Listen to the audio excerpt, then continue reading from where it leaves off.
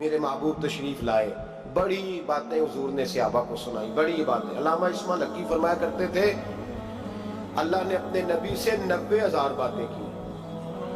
کتنی؟ فَأَوْحَىٰ إِلَىٰ عَبْدِهِ مَا أَوْحَىٰ۔ اللہ فرماتے ہیں میں نے اپنے بندہ خاص سے باتیں کی، پھر خود ہی فرمایا ما اوحا، تمہیں کیوں بتائیں، جو مرضی کی۔ اس کا ترجمہ ہے ما اوحا، جو وحی کی، جو مرضی کی۔ تو علامہ اسماعیل حقی فرمایا کرتے تھے کہ روایات کو جمع کریں اقوال کو، تو کہتے تھے ہم تجزیہ کرتے ہیں صحیح نہیں بتا سکتے۔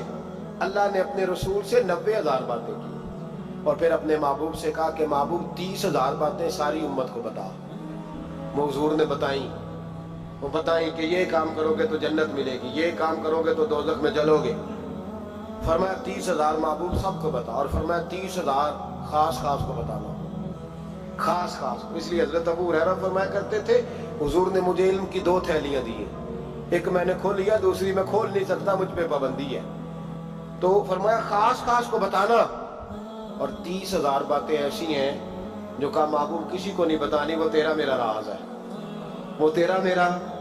بزرگ بڑے نیک تھے، ہمارا بڑا فائدہ کرتے تھے۔ علامہ اسماعیل حقی فرمایا کرتے تھے وہ جو اللہ رسول کا راز ہے نا، وہ بھی سمجھ لو ہمارا کوئی فائدہ ہی ہے، اس میں بھی جو کرم ہے وہ ہمارے لیے ہی ہے، اس میں جو خیر ہے اس میں امت کو ہی حصہ ملے گا۔ میرے محبوب پاک صلی اللہ تعالی علیہ وآلہ وسلم نے ان باتوں میں سے کچھ باتیں بتائیں۔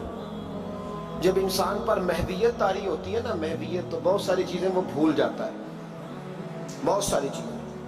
کچھ اوقات ایسے ہوتے ہیں جن میں لوگ کو احساس ہونے لگتا ہے کہ میں کوئی بلا ہوں، پھر اس کو بچپن کے دوست بھی بھول جاتے ہیں، رشتہ دار بھی، اور کچھ کیفیت ہوتی ہے، ایک وقت ہوتا ہے عروج کا، ایک عروج کا ایک وقت ہوتا ہے عروج کا، جب آدمی بھولا بیٹھا ہوتا ہے، اسے کوئی اس وقت کیفیات ہوتی ہیں۔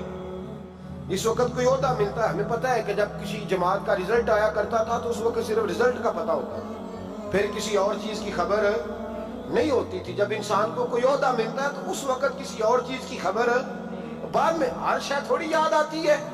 میرے رسول پاک علیہ الصلوۃ والسلام وہاں پہنچے جہاں کوئی پہنچنے کا تصور بھی نہیں کر سکتا، اس عہدے پہ جہاں کسی کے دل میں سوال بھی نہیں پیدا ہوتا۔ حضرت موسیٰ نے تو ایک تجلی دیکھی تو بے ہوش ہو گئے، اور حضور فرمانے لگے میرے دائیں بائیں تجلیاں ہی تجلیاں تھیں، نور ہی نور تھا، آگے پیچھے دائیں بائیں۔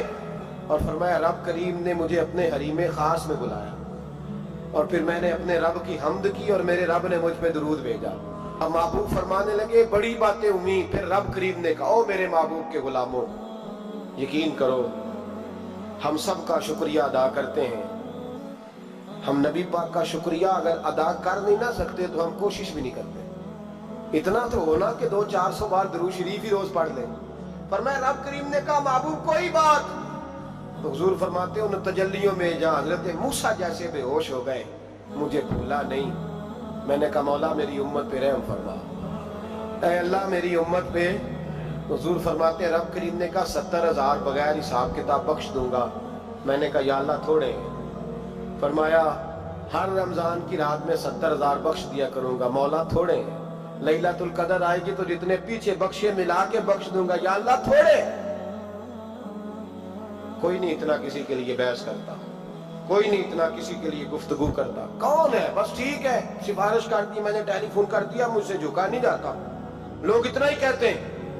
لیکن محبوب فرماتے ہیں میں نے عرض کی مولا زیادہ کر، تو کہتے رب کریم نے رحمت سے فرمایا، کہا محبوب چل سودا کر لے، آدھی امت کا میں حساب ہی نہیں لیتا، بغیر حساب کتاب بخش دوں گا، چل آدھی کا تو حساب کر دے دینا، آدھی کا۔ تو محبوب فرمانے لگے مولا تو ساری کا حساب کر، میرے ساتھ ایک وعدہ کر، مجھے سفارش کرنے کا حق دے، مجھے سفارش کرنے کا حق دے، میں سفارش کروں، عسیٰ ان یبعثک ربک مقاما محمودا۔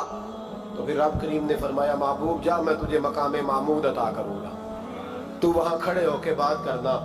میرے رسول فرماتے ہیں پھر وعدہ ہوا وَلَسَوْفَ يُعْطِيكَ رَبُّكَ فَتَرْضَىٰ، محبوب رب آپ کو اتنا دے گا کہ آپ راضی ہو جائیں گے۔ اور مسلم میں لفظ ہے، خوش ہونے والی بات سنا رہا ہوں، مسلم میں لفظ ہے، ایک صحابی کہنے لگے حضور پھر آپ کب راضی ہوں گے؟ نبی پاک فرمانے لگے اس وقت جب میری ساری امت جنت میں چلی جائے گی، मैं उस वक़्त अपने रब से अब करने का काम ये है कि मुसलमान खोल के दुरूद शरीफ पढ़ा करें, हुजूर के बारे में कभी ख्याल ना लाओ कभी भी। और हम बड़ी जिम्मेदारी से आपको गाइड करते हैं, हम हर बात सुन लेते हैं। नबी पाक का नाम कोई सही ना ले तो हमसे उस बंदे की बात नहीं सुनी जाती ना, हमसे नहीं सुनी जाती। इस बात पे अपने आप को पक्का करो। शान रसूल, अजमत रिसालत, नबी पाक का मकाम व मर्तबा, इसके बारे में कोई कमजोर जुमला भी कहे तो वो शख्स हमारे लिए काबिल ताज़ीम नहीं है, उससे बेजारी है। हुजूर को अल्लाह ने बड़ी शान अता फरमाई। हमें तो रोज ये जिक्र करना चाहिए कि बालगल गुलाबे कमाल ही का शफत दुजाबे हसनत जमीओ खिसाल सल्लू अलैहि व। रात आप लोगों ने सोना नहीं, कोशिश फरमाएं, फर्द नहीं है रात की इबादत। अब यहाँ भी लोग सवाल करते हैं, कहते हैं जी सहाबाए किराम में राशिद की रात बेदार रहते थे। तो मैंने कहा भाई वो सारा साल ही रहते थे, वो तो हर रात उठ के इबादत करते थे। हमारा जमाना थोड़ा गड़बड़ आया तो हम कहते हैं चलो अपने आप मुश्किल हो जाएगा, एक जगह सारे इकट्ठे हो जाए और इबादत करने। और ये वही सोच है जो हजरत उमर की थी। उन्होंने कहा अकेले अकेले तरावियां पढ़ेंगे तो कोई नहीं पढ़ेंगे, जमात शुरू कराओ, वरना ना हुजूर के जमाने में बाकायदा हुई ना हजरत अबू बकर के जमाने में। तो अगर तू वहां शिकवा नहीं करता तो हम तो नफल काम का हुक्म दे रहे हैं, तो कह ही नहीं रहे कि फर्द है वाजिब है, हम तो सुन्नत भी नहीं कह रहे। हम कह रहे हैं कि रात बड़ी नसीबों वाली है, आना चाहिए। और सबसे जरूरी इस रात ये है कि हुजूर की नातें सुने। लोग नात को मामूली दर्जा समझते हैं, हालांकि नात पढ़ना सहाबा की सुन्नत है और सुनना नबी पाक की सुन्नत है सल्लल्लाहु। कुछ प्रोफेशनल लोगों ने नात का निजाम भी खराब किया है, लेकिन जो असले नात है उस नात का बड़ा वकार है, उसका बड़ा दर्जा है दीन। रात आप यहाँ तशरीफ लाएं, हर साल आपको पता है यहाँ इज्तिमा होता है, इंशाल्लाह महफिल भी होगी, नात भी होगी, कुछ बातचीत भी करेंगे, जिक्र भी होगा, दुआ भी होगी, नफलों का वक्त भी होगा। जो दोस्त रह जाएंगे सहरी तक उनके लिए खाने का बंदोबस्त